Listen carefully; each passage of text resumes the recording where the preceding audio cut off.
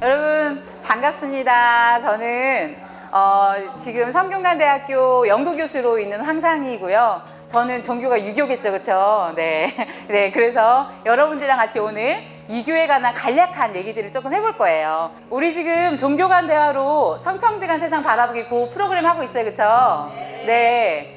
오늘도 바쁘신데 이렇게 시간 내셔가지고 여기까지 와주신 거 너무너무 감사하고요.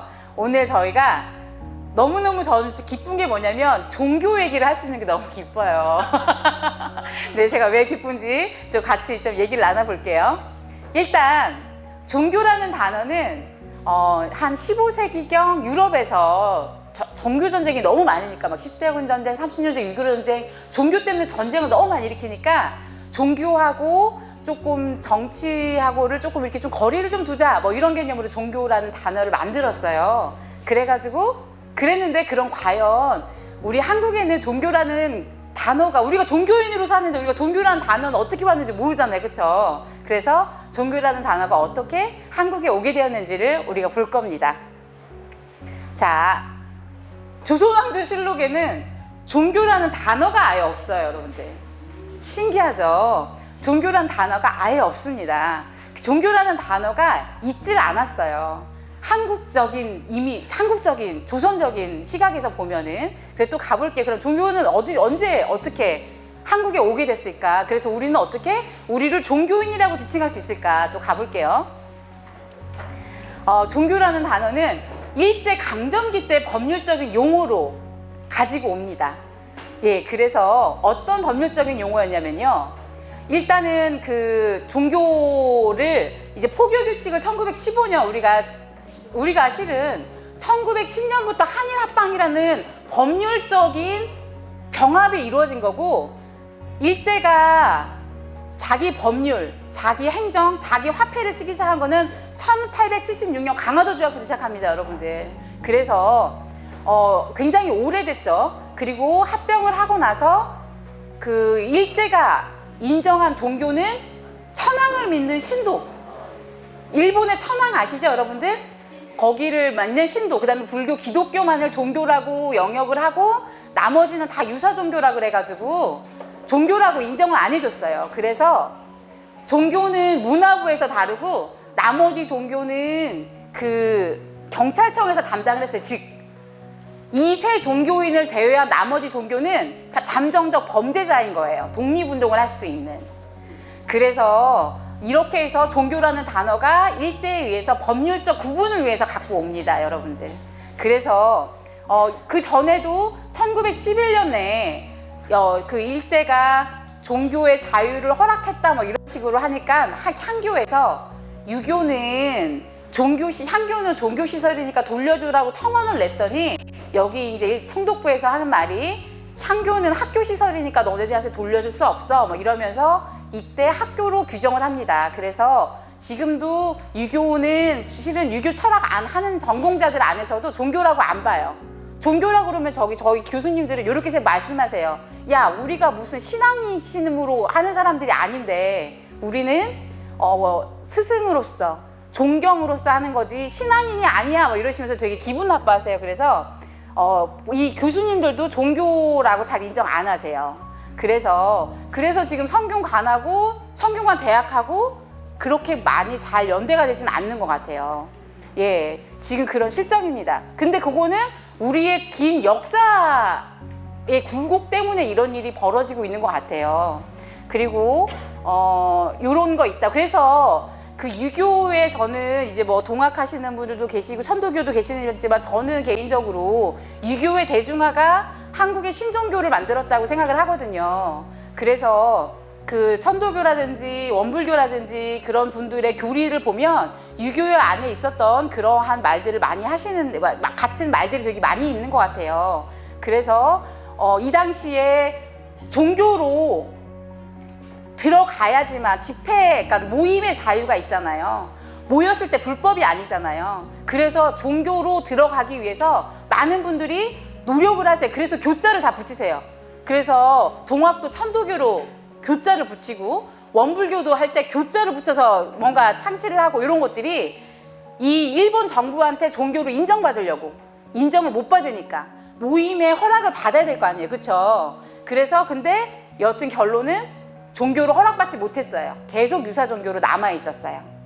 그리고 우리가 종교를 물을 때가 가장 많이 물을 때가 언제냐면 1919년 3.1 운동 하고 나서 그 사람들을 잡아들이면서 그때 묻기 시작한 거예요. 너 종교 뭐야? 종교 뭐야? 그랬는데 서당 선생님도 난 종교가 없다 그러고, 저기 아무리 이 정치가도 나는 종교가 없다 그러고, 종선도 난 종교가 없다 그러고, 그래 다 무교로 나왔어요. 그런데 이제 천도교하고 이런 분들은 이제 종교를 아이덴티티를 드러내기 시작했는데 그 전에는 아이덴티티를 드러내지 못했어요. 그래서 1919년이 일제가 종교를 물어보기 시작한. 네네. 그리고 우리는 아무도 자기가 종교인지 모르고 살았어요. 그런 아이덴티티가 없었어요, 아예. 예, 그럼 갈게요. 그러니까는 즉 우리가 76년부터 전쟁을 45년 해방하고 전쟁이 또 일어났잖아요, 그렇죠? 전쟁을 하고 나서 전쟁이 끝나고 나서 어떻게 됐습니까? 바로 미국식 체제를 그대로 받아들이잖아요, 그렇죠? 그래서 우리는 이 이전 일제 강점기 이전의 감수성을 우리는 전혀 회복하지 않은 채, 묻지도 않은 채, 그리고 그냥 우리는 그냥 모든 개념을 그냥 그들이 만들어준 개념을 아무것도 청산하지 않은 채 그냥 그대로 받아들이며 살고 있는 거예요, 지금. 그래서 우리가 종교라는 개념이 어마어마하게 왜곡되어 있는 상태로 한국은 그렇게 가지고 올 수밖에 없었다라는 거. 네. 그리고 이제 서양이 인정하는 종교가 있어요. 그게 뭐냐면 이제 교리, 교당, 신도가 있어야지 종교로 인정이 돼요. 근데 유교는 교리가 어딨고 교당이 어딨고 신도가 어디 있습니까? 그쵸? 그런 게 없잖아요. 그냥 생활 속에서 집에서 여러분들 제사 지내신 분, 제사 지내본 적 경험 있으신 분, 그쵸? 네, 그게 예배였는데, 그래서 큰 마을에서 큰 집에서 제사가 지내면 그 집에서 막 대바구니에다가 음식 가득 넣어서 보내주면 동네 어른들이랑 밤새 먹고 술 먹고 놀고 그런 거 있잖아요. 그게 예배였는데 우리가 그걸 예배라고 생각하지 못하는 그런 아주 암울한 시기를 겪게 된 거죠, 그쵸? 예, 그래서 유교는 그때 조선시대 때는 사서삼경이 성경의 역할을 했죠, 그쵸? 네, 그리고 조상신 중에서 가장 높은 이름으로 그래도 조선 종교를 늘 믿었지만 그래도 상제라고 하는 대표적인 이름이 있었어요, 그쵸? 그리고 이런 상제를 대신하는 또 개념으로는 태극이 무국 혹은 리기론 할 때 리 있잖아요. 이런 개념이 있어요. 일단은 요거는 그냥 모르는 건 다 버리시면 됩니다. 일단 나중에 또 필요하게 되면 또 말씀을 드릴게요. 네, 그래서 유교는 하늘 사상의 보편성을 얘기하는 건데 그 보편성에 대한 얘기를 할 거예요. 유교 한양은 유교적인 이념으로 정확하게 건축된 도시입니다, 여러분들. 하나도 정말 완벽하게 건축된 도시가 거기 바로 거기 서울이죠. 그리고 보면은 여기 인, 의, 예, 지, 그쵸? 네네, 여기 원래 수정문인데 소지문이라고도 했었어요. 그래서 인이예지로 4가지 문을 박아서, 근데 우리가 동대문이라고 하고 하는 말들 있죠. 요거는 일제 강점기 때 많이 불렸던 말이에요. 일제 강점기가 언어를 없애려고 우리가 갖고 있는 본래 가지고 있던, 그래서 원래는 이렇게 흠인지문, 도니문, 숭례문 이렇게 부르는 게 맞습니다. 그래서 일단은 이렇게 돼 있고 경복궁을 중심으로 사직, 그쵸? 사직, 하늘에 제사 지내고 땅에 제사 지내는 거. 그 다음에 종묘, 그쵸? 예, 그 왕들의 그 신의를 모시는 곳이죠, 그쵸? 예, 그래서 이렇게 어마어마한 그 계획하에 유교적인 그 인이예지 신은 뭐예요, 여러분들? 신 뭔지 아세요? 신 아시는 분? 인이예지 신인데 보신각. 인이예지 신이에요. 예. 그래서 이런 오행의 사상이 그대로 있는 게 바로 서울이란 도시입니다. 그리고 이제 또 좀 더 이제 가보면 그리고 또 우리가 잘 인지 못하는 게 있어요. 이 한반도는 독일은 기본 평균 한 100년 왕조가 지속되고 최장이 한 302년, 영국은 한 평균 100년 왕조가 지속되고 전국이 최장이 245년이거든요. 일본도 200년이 평균이고 최장이 391년이고 중국도 한 200년 지속되고, 이건 주나라인데 주나라를 이렇게 칠 수 있나 모르겠어요. 근데 여튼 이들이 주장하는 거에 따르면은 가장 긴 게 789년이에요. 근데 요들 주장이 조금 애매하긴 한데 그래도 쳐주자면, 그쵸? 근데 한반도는요, 신라가 992년이에요. 고구려가 705년이고 백제가 678년이고 고려가 474년, 조선이 518년. 뭐 하나 짧은 왕조가 없어요. 이럴 지구상에서 한반도가 유일하게 가장 긴 왕조를 가지고 있습니다. 그 말은 무엇이냐면 여기 안에 있는 국민들의 감정을 소중히 여기는 왕조가 있었다는 겁니다. 그렇으니까 엎어지지 않은 거예요. 반역이 일어나지 않은 거예요. 그래서 우리는 가장 긴 왕조를 갖고 있어요. 근데 우리 모르셨죠, 그쵸? 네, 그렇습니다. 그래서 요게 혹시 요거 뭔지 아세요, 여러분들? 뭐 사단 7정 들어본 적 있어요? 사단 7정 들어본 적 있죠, 그쵸? 요게 감정으로 일어난 논쟁이었는데 유교 국가 많잖아요. 중국도 유교 국가였고 뭐 베트남 뭐 유교 국가 많잖아요. 일본도 기었는데 근데 유일하게 감정으로서 300년 논쟁을 이끈 건 대한민국입니다. 아무도 없어요. 네네, 신기하죠? 그게 바로 우리가 계속 갖고 온 역사성, 한반도가 갖고 온 굉장히 특수성이에요. 감정으로서 어떤 논쟁, 300년 논쟁, 그러니까는 1876년 강화도 문어가 개방이 되기 전까지는 계속 이게 논쟁의 핵심이었어요. 이 감정 논쟁. 그래서 사단과 칠정을 구분할 수 있는, 알 수 있는 힘이 뭐냐? 사단을, 이니에지라고 하는 사단을 알 수 있는 힘은 여기 허령지각. 나한테 이미 허령지각이 있어요. 나는 이미 알 수 있어요. 그래서 이니에지가 아까 보셨죠? 서울이 지어진 가장 중요한 이니에지 신, 그쵸? 그래서 신은 보편적으로 있는 거기 때문에 이제 말하지 않는 거고, 이제 이렇게 우리는 사단이 나눠지고 어떤 공적인 감정, 누구를 불쌍히 여기는 감정, 측은히 여기는 감정, 이런 것들 우리는 알 수 있어요. 그래서 이 사단이라고 하는 거, 그 다음에 칠정이라고 하는 거는 약간 절제하고 뭐 이런 감정이죠. 그래서 이런 것들을 우리가 300년 논쟁으로 갖고 온 나라입니다. 일단은 제가 요 얘기를 드리는 이유는 우리가 일단 유생체험 할 거잖아요, 그쵸? 그때 우리가 읽어야 될 책이 있어요. 거기에 나오는 얘기를 좀 하려고 이걸 갖고 왔는데, 이제 선조는 방계에서 왕이 됐어요. 적통에서 왕이 된 사람이 아니에요. 즉 공부가 부족해요. 왜냐하면 여러분 세종대왕은 어떻습니까? 이방원 셋째 아들로 어렸을 때부터 완전히 스파르타식 교육을 받은 게 세종이에요. 그래서 완벽한 왕으로 어렸을 때부터 키워졌어요. 그래가지고 세종대왕이라는 왕이 있었고, 성리학이라고 하면 왕들이 얼마나 교육을 많이 받는지 아세요? 조강, 중계, 중강, 또 석강, 또 밤에 야강까지 해가지고 계속해서 최고의 학자들하고 계속 공부를 했어요. 그리고 여러분들이 좀 대단하게 여길지 모르겠는데, 조선은 철학자들이, 종교가들이 운영한 정치였습니다. 네, 세계에서 유례가 없어요. 철학자와 종교가들이 나라를 운영했다는 건 그런 나라입니다. 그래서 방계가 왕위를 위한 첫 번째 왕이었어요. 모르겠죠. 그러니까 퇴계 선생님이 그때 되게 유명했으니까 퇴계 선생님이 잡아요. 가지 말라 그래서 몇 번 강의를 하고는 나중에 나 안 되겠다 싶어서 나가야 되는데, 그분한테 성학십도라고 하는 책을 지어주고 나가요. 이거면은 왕노릇 하시는데 문제가 없으실 거예요 하면서 지어주고 나가요. 우리가 이따가 성학십도의 일부분을 볼 겁니다. 그러면 우리가 일단 이 성학십도 얘기를 좀 하고 그 다음에 좀 갈게요. 왜냐면 유교의 세계관이 뭔지 알아야 될 거 아니에요, 여러분, 그쵸? 과연 우리 유교의 세계관이 뭐였나? 요게 무국이 태극입니다, 여러분들. 그리고 여기 음양이 나눠지고 오행이 여기서 나눠지고, 여기서 수컷, 암컷, 남녀가 나오고, 그 다음에 만물이 화생하고, 즉 하나의 근원으로서 모든 게 다 파생되어 있는 게 유교의 원리입니다. 모든 게 다 똑같이, 만물이 다 똑같이 하나의 이 무국이 태극이라고 하는 걸로 상제로부터 쭉쭉쭉 다 내려오는 거예요. 자, 그래서 우리가 우리가 무슨 뭐 동물들의 세계는 무슨 뭐 적자 생존 뭐 이런 얘기 하잖아요, 그렇죠? 그거 다 거짓말이죠, 여러분들. 그런 거 아니죠. 약육강식 아니죠, 여러분들.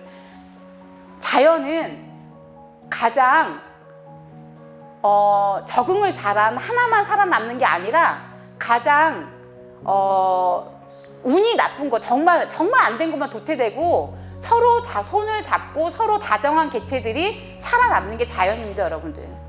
그래서 이 유교는 이러한 내가 태어나는데 가장 따뜻한 감성이 뭔지 요거를 계속해서 잡고 있었던 고민들이었어요. 그래서 유교의 이제 서명도를 우리가 이제 그 유교 유생 체험하면서 이거 읽고 저기 명륜당 가서 읽을 텐데, 서명도의 기본 갖고 있는 생각은 하늘이 아버지고 땅은 어머니고 그 사이에 있는 지구, 우리 모든 동포예요. 식물도 동물도 다 동포예요. 그래서 모든 지구는 다 우주적 가족 공동체예요. 되게 신기하죠, 여러분들? 이 조선이란 자그마한 나라가 어마어마한 보편성을 얘기했어요. 절대로 흐트러진 보편성을 얘기한 게 아니에요. 그래서 이러한 것들이 조선의 보편성이었습니다. 그리고 조선은 관계성 혹은 공동체성을 그래서 중요시했죠. 그리고 관계에서 가장 중요시한 거는 이 따스함. 예를 들어서 보십시오, 여러분들이 태어났잖아요. 부모님이 당연히 있잖아요, 그렇죠? 누구나 다 이거는 부인할 수 없어요. 풀도 심지어는 거기 수껏 음양 있고 그러잖아요. 동물도 그렇잖아요. 처음 인간이 딱 태어났을 때 가장 먼저 따스함을 느끼는 게 부모님이에요. 그리고 마을 공동체가 띠줄을 쳐서 애를 보호해요. 그리고 마을 공동체가 함께 키워요.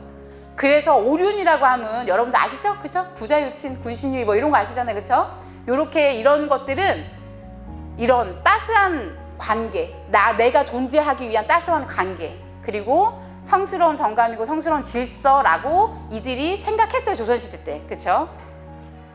자, 그래서 이런 무국이 태극이기 때문에 다석 선생님이 하나님을 지칭할 때 빈탕하신 하나님이라고 지칭할 수 있는 거예요. 즉 우주 자체가 가족이니까 이미 우리 이 공기, 여기 지금 비어있는 공기가 있어야지만 이 안에 뭔가 놓고 우리가 만날 수 있잖아요, 그렇죠? 우리가 의식하지 못하는 이 무국이 태극이라고 하는 거는 우주가 운행하는 거 의식 못하잖아요, 그렇죠? 그래서 다석 선생님이 빈탕하신 하나님이라고 말할 수 있는 거는 바로 우리가 갖고 있는 이 무국이 태극 전통 때문에 말할 수 있었던 것 같아요. 다석 선생님은 이제 기독교인이시지만 뭐 유교 책도 많이 내시고 뭐 이렇게 하셨죠. 그러니까 종교 간에 이렇게 구분이 별로 없으셨어요. 그래서 우리 다석 선생님이 이제 빈탕하신 하나님, 그리고 이 무국, 그 다음에 텅 빈, 제가 허령지각이라고 말씀드렸죠, 그렇죠? 우리는 기본 허령지각을 갖고 있다라는 거. 예, 그래서 이제 몸 속에 있는 것이 아니라 마음이 몸 속에 있는 게 아니라 몸이 마음 속에 있어야 옳은 것이다. 이 허공이 마음이에요, 여러분들. 우리가 우주 공동체잖아요, 그렇죠? 가족 공동체. 그래서 마음이 허공이니 몸보다 클 수밖에 없다. 허공이 마음이니 마음은 줄거나 늘거나 하지 않는다. 누가 뺏거나 자신을 소유할 수도 없다. 몸이 마음에 담길 때, 즉 마음이 몸의 중심을 잡을 경우 몸이 살 수 있다. 그것을 일컬어 구원이라 하겠다. 이게 유교의 수양의 핵심입니다, 여러분들. 그걸 깨닫는 거. 우리가 우주가 우리 우주가 거기 가족 공동체라고 깨닫고 이런 것들을 내 몸의 중심으로 삼고 가는 게 이제 수양의 핵심입니다. 일단은 우리가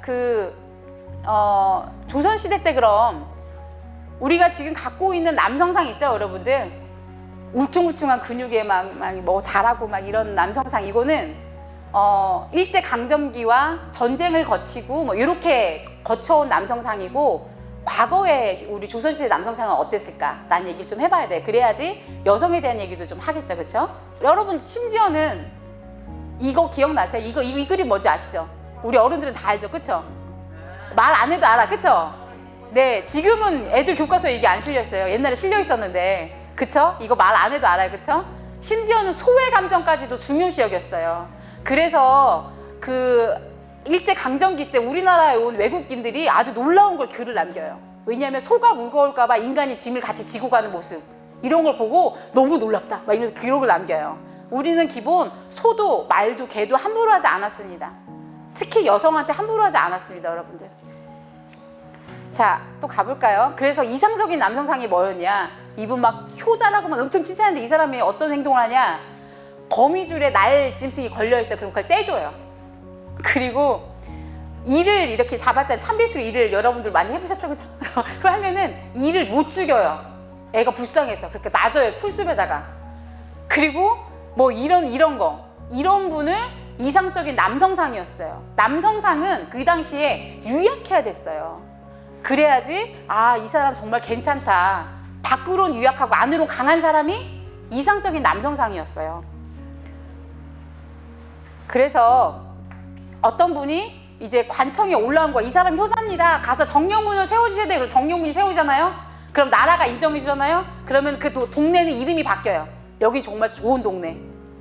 그리고 이 정령문을 세운 동네는 동네 자체가 세금이 감면돼요. 그리고 정령문을 세운 집도 부역에서 면제가 돼요. 이런 혜택을 나라에서 줘요. 그래가지고 이제 관찰사들이 이 사람 정말 좋은 사람이야 하고 올려보내면 진짜 확인하러 보내요. 마을에. 그 사람이 간 거예요. 가서 이 사람을 왜 맞다라고 했냐면 이렇게 말해요. 그 사람이 죽었어. 이제 효자는 진짜 죽었어. 근데 동생만 봤는데 그들이 거처한 곳이 질박하고 유약하여 아무 생각이 없는 것 같은 타고난 본성 그대로였다. 이게 바로 이 사람이 그 관리가 보낸 일화들을 인정하는 이유가 돼요. 유약하고, 그쵸? 질박하였다. 우리의 도자기, 그쵸? 그러니까 어마어마한 세계적인 인기를 끄는 게 바로 유약하고 질박하기 때문이죠. 그쵸? 조선의 가장 큰 핵심 가치는 이런 질박한 거, 유약한 거, 이게 조선의 큰 핵심 가치였습니다. 그래서 궁궐도 검소화돼, 그쵸? 너무 경박하지 않고, 그 다음에 질박하되 화려하지 않는 거를 궁의 기본 이념으로 해서 궁을 안에 가둔 게 아니라 자기 무슨 다른 나라 궁전처럼 담을 높이 세운 게 아니라 마을 안에다 궁을 지었죠. 아까 우리 처음에 그런 게 이제 조선의 기본 성립 그랬습니다. 그래서 지금 여러분들 BTS가 그쵸? 세계 남성상을 바꾸고 있죠, 그쵸? 그래서 뉴스에서 난리 났어요. 아니 어떻게 남성들이 울고 불고 막 서로 껴안고 안고 이런 건 외국에서 상상도 못하는. 아니 어떻게 남성이 울고 서로 껴안고 막 이럴 수가 있어? 막 입에다가 먹던 거 같이 막 넣어주고 막 이런 거. 그래서 근데 그런 걸 보여주자마자 세계인들의 남성상이 바뀌었어요. 그래서 이런 것들이 있는 거는 조선시대부터 우리가 갖고 있었던 기본 남성상이 있었다는 거. 그 여성에 대해서도 이 당시에 무슨 유교하면 막 여성을 막 엄청 못살게 굴고 막 아시죠 여러분들? 막 며느리 막 못살게 굴고 막 딸은 막 사람 취급도 안 하고 막 그쵸? 근데 이제 보실게요. 정말 그랬는지. 근데 여러분들 지구상에 이런 시각은 좀 가지셔야 돼요. 지구상에 이 당시에 어느 누구도 여성을 잘 인정한 지구 민족은 없었어요. 그거는 보편적으로 좀 가지시고 우리가 봐야 돼요. 그쵸? 네. 이거는 조선의 문제일까 과연 그게 한번 보셔야 돼요. 그래서 농암이라든지 성호이익, 그쵸? 송자, 송시열, 그쵸? 이런 분들이 이제 이런 말을 해요. 네가 딸이 아니라 아들이었고 아들이 아니라 벗이었다. 이러고 우리 가문이 쇠하였는데 네가 남자가 아닌 게 한스럽다. 네가 사내로 태어나지 못한 게 한스럽다. 이 당시 어마어마한 지식이었는데도 불구하고 어마어마한 정치가인데도 불구하고 너무 훌륭한 딸을 낳았는데 안타까워했어요. 이 사람들 못 바꿨던 일이었던 거예요. 예. 그래서 요거는 근데 이런 문화 안에서도 여러분들 여성들이 남긴 글은 우리가 접대 이렇게 강정일 당하고 되게 유명한 분들 많잖아요. 그렇죠? 근데 제가 연구하는 거는 글을 남기지 못했는데 우리가 제사라고 하는 행위 때문에 글을 남기게 돼요. 제사의 제문. 제사 때 읽는 거야. 이 여성은 어땠고 이런 걸 읽는 거예요. 그럼 그게 살아있는 사람이 롤모델이 되는 거예요. 그래서 저는 이제 제문을 연구하고 있는데 여성의 제문을요. 그래서 여기 윤중이 이런 말 했어요. 이 윤중이 누군가의 행장을 지어야 되는 거예요. 그러면서 내가 행장을 받아 여러분 읽다 보니 나도 모르는 사이에 눈물을 흘리며 생각하기를 부녀자의 아름다운 행적은 추모하는 글이 아니면 드러나지 않는구나 하면서 눈물을 흘리면서 막 이 윤중이 이제 그런 글을 써줘요. 다른 사람 어떤 여성에 대한 행장을 이렇게 문장가한테 행장을 의뢰했어요. 그래서 이제 글들이 남아있어요. 그 글들 중에서 좀 볼게요. 그래서 이 공적 연대의 실현 장소였어요. 가정은. 그래서 폐병을 앓는 시어머니를 시중했는데 조금도 싫어하는 기색도 없고, 그리고 옛날에 여러분들 그거 아세요? 조선시대 때 채소전하고 고기 파는 거 있잖아요. 이건 여성이 아니면 못했어요. 가장인 여성들을 위해서 채소는 가볍잖아요, 여러분들. 그래서 채소를 짓는 것도 채소를 파는 것도 여성이어야지만 가능했어요. 그래서 그리고 조선은 그 장애인도 벼슬을 많이 한 거 아시죠? 뭐 간질, 척추질환, 뭐 맹인도 영의정까지 올라간 장애인들이 되게 많아요. 그래서 그 여성에 대한 경영을 보호했고 뭐 그런 걸 했다는 거. 그리고 여러분들 뭐 흔히 알고 계시는 뭐 남녀칠세 부도서 그것도 양난 이후의 일이에요. 임진왜란이 겪으면서 여성들이 많이 피해를 보니까 여자 남자 따로 앉혀 여성을 보호하기 위한 어떤 정책이었어요. 그리고 뭐 여러 가지 일들이 여성 아이를 보호하기 위한 정책들을 되게 많이 폈습니다. 그래서 여기도 굶주리는 사람들을 다 구휼하는 건 여성이었어요. 왜냐하면 이 당시에 남성은 가족 경영에 손을 안 댔어요. 여성이 그 곳간의 주인이었어요. 그래서 시어머니한테 며느리로 곳간의 열쇠가 물려져요. 그래서 남편들은 안에 들어와서 경영을 상관하지 않았어요. 그래서 여성들이 구휼하고 여성들이 어떠한 집안 살림을 다 경영했었어요. 가장이었었어요. 그래서 뭐 이렇게 그리고 뭐 어디 가려고 그러니까는 집을 떠나야 되니까 이제 여성들이 하는 말이 대장부로서 할 일이 있는데 왜 안 여자 영케서 궁꾸리고 있습니까? 나가서 하십시오. 그래서 우리나라의 여성들이 임진왜란이 일어나서 의병으로 가야 돼. 그럼 죽는 거 뻔히 알아. 근데 여성들이 늘 말해요. 갔다 오라고. 동학농민운동을 해요. 동학농민운동 거기 항쟁 나가면 죽는 거 알아. 갔다 오라고. 괜찮다고. 애들은 내가 키우겠다고. 요런 기본 바탕. 네네네. 그래서 여성들이 가장으로서 일을 했기 때문에 가능한 것들이었습니다. 뭐 이분들도 뭐 예를 들어서 뭐 그 제사를 지낼 수 없는 이웃들이 있으면 제사 음식을 다 보내주고 알아서. 그리고 또 뭐 일시에 남성들이 다 죽자 그 학렬에 있는 모든 애들을 다 데리고 와서 자기 자식처럼 키워요. 그리고 똑같이 재산을 분배해줘요. 조선시대가 양난 이전까지만 하더라도 공동분배였잖아요. 그래서 딸도 똑같이 재산을 나눴어요. 그렇죠? 근데 양난 이후에 이제 수탈이 많아지고 전쟁으로 피폐해지기 시작하니까 그러면 제사를 이은 장자한테 더 많이 주자 뭐 이런 법률이 일어난 거죠. 그 전에는 그러지 않았습니다. 그래서 어떤 이런 역사적 흐름이라든지 이런 걸 알면 약간 그들이 그랬구나 뭐 이런 조금 이해가 되는 부분이 있어요. 아마 여러분들 어머니들 가만히 계시지 않으셨을걸요. 다들 엄청 부지런하게 일하시고 그쵸? 그랬었을 거예요. 막 대장부처럼 일하시고 다들 그러셨던 분들이었던 것 같아요. 그래서 유교 전통에서 가정은 그런 사적인 영역이 아니라 공적인 의를 실행할 수 있는 자질을 학습하는 장으로서 가장 기초적인 공적 영역이었습니다. 그래서 여성들을 가리키는 그 교재가 있었어요. 그 교재를 보면 오늘날에 그 사모교육하고 정말 비슷해요.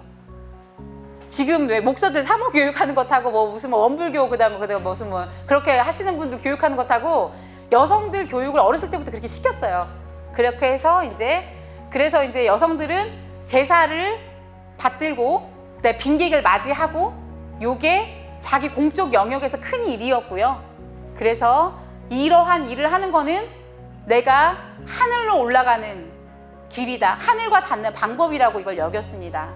그래서 이제 가정은 여러분들 어떤 사적인 내 안에 이렇게 그런 장소가 아니라 모든 사람과 만나는 연대하는 요런 그리고 구휼을 같이 하는 요런 장소였다는 거. 네. 그리고 그런 것들을 통해서 성인지도의 뜻을 같이 하고 또 우주와 국가 뭐 이런 거 이상으로 나가는 통로였었습니다. 그래서 뭐 이런 뭐 많이 아시죠, 그렇죠? 안중근의 어머니도 뭐 네가 뭐 형 받는 거 뭐 비겁하게 삶을 구걸하지 말아라, 죽어라, 거기서 죽어야지 뭐 그 민족이 떳떳할 수 있다 뭐 이런 말 하잖아요, 그렇죠? 심산의 어머니도 심산이 아파가지고 어머니 그 파리장서 운동이라고 유교가 3.1운동에 들어가지 못해요. 너무 멀리 떨어져 있어가지고. 그래서 파리장성이라고 파리가 이제 자기 민족은 자주권은 자기 민족이 갖는다라고 하는 것 때문에 파리장서 운동을 해요. 그래서 그거를 번역해서 대표로 갖고 가야 되는데 어머니 때문에 못 가니까 어머니가 네가 그걸 가는 게 나한테 효다. 가라. 이렇게 해가지고 이제 갔던 거 뭐 이런 것들이 그 어머니가 갖고 있는 우리 조선의 어머니들이 갖고 있는 여성성이지 않을까. 그리고 조선의 여성들이 남성들한테 잘했던 이유가 있어요.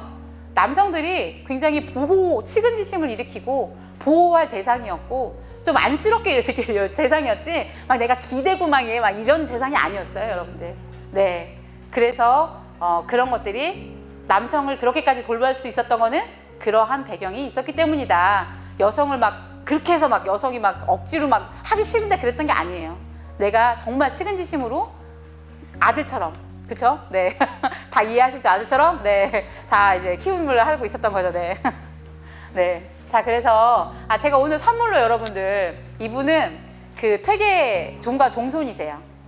이근필 선생이라고 퇴계 종손이신데, 이분이 이 조복이라는 글씨를 쓰세요. 복을 지어라. 그래서 매일 아침에 이분이 이제 뭐 사회에 이렇게 무슨 막 이렇게 현판 같은 거 써주면 이 사람이 돈을 안 받는 걸 아니까 이 주최 측에서 아주 좋은 한지를 사서 이분한테 보내요. 그럼 그걸 다 일일이 잘라요. 그래서 아침에 일어나자마자 하는 일이 요거를 무릎 꿇고 앉아가지고 조복을 몇 장씩 써요. 이 조복이란 말이 무슨 말이냐면 복을 지어라. 복 달라고 기도하지 말고 복을 지으면 당연히 복이 너한테 온다. 예, 그래서 이 조복이라는 글자를 쓰면서 이제 퇴계 선생님의 소원이 뭐였냐면 우주적 가족 공동체를 실현하기 위해서 퇴계 선생님의 소원은 착한 사람들이 많아지는 것.